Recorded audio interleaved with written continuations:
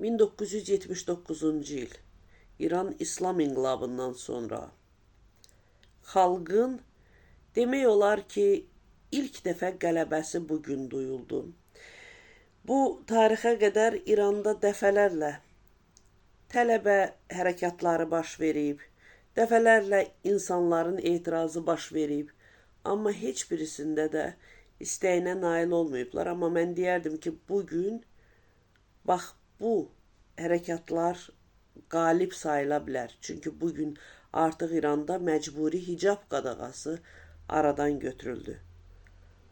Bütün hərəkatlarda, bütün inqilablarda, bütün etirazlarda olduğu kimi məqsədə çatılan zaman həmişə qurbanlar tələb olunur və qurbanlar verilir. Təəssüflə qeyd edim ki, bu qurbanlar 2 gənc qız oldu İranda. Məsə Əmini, Hədis Nəcəfi. Bəli, İran xalqı bu 2 qızı, bu 2 gənc qızı həyatlarının bahar çağında itirdi. Ruhunuza və xatirənizə sayğılarla.